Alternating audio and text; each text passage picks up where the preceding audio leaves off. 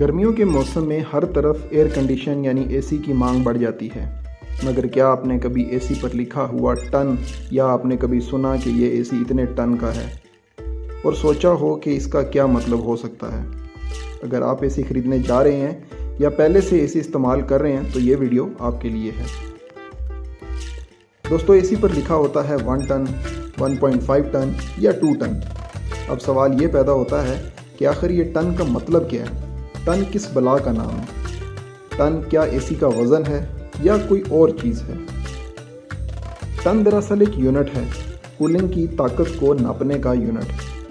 दोस्तों, कदीम ज़माने में जब रेफ्रिजरेशन मशीन्स नहीं होती थीं तो लोग बर्फ़ की बड़ी स्लेबें काट कर घरों या दुकानों में रखते थे ताकि घरों को ठंडा किया जाए, और बर्फ़ की मिकदार को उस वक्त टन में नापा जाता था।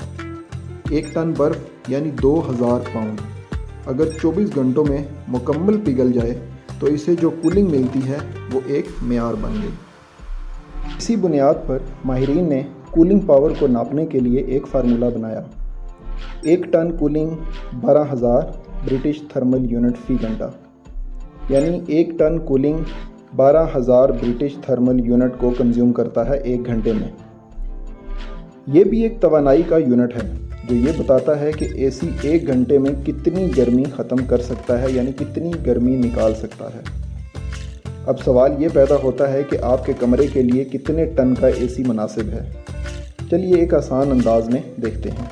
मिसाल के तौर पर अगर आपके कमरे का साइज़ 100 से 150 स्क्वायर फीट है तो उसके लिए 1 टन का एसी मुनासिब रहेगा। अगर 150 स्क्वायर फीट से 250 स्क्वायर फीट आपके कमरे का साइज़ है तो उसके लिए 1.5 टन एसी मुनासिब रहेगा।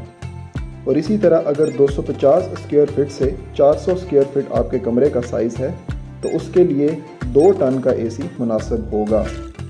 लेकिन याद रखें, सिर्फ साइज़ ही नहीं और भी अवामल अहम होते हैं, जैसा कि आपके कमरे में धूप कितनी आती है या आपके कमरे में रहने वाले लोग कितने हैं, इलेक्ट्रॉनिक आलात आपके कमरे में कितने लगे हैं, आपके कमरे की छत ऊंची है या नहीं।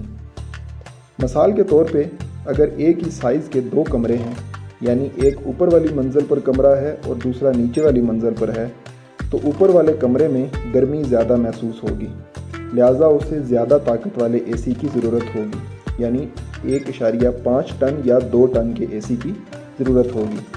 इसी तरह अगर आपका कमरा नीचे वाली मंजिल पर है तो उसमें गर्मी की शिद्दत कम महसूस होगी, तो उसे 1 टन वाले एसी से भी मैनेज किया जा सकता है।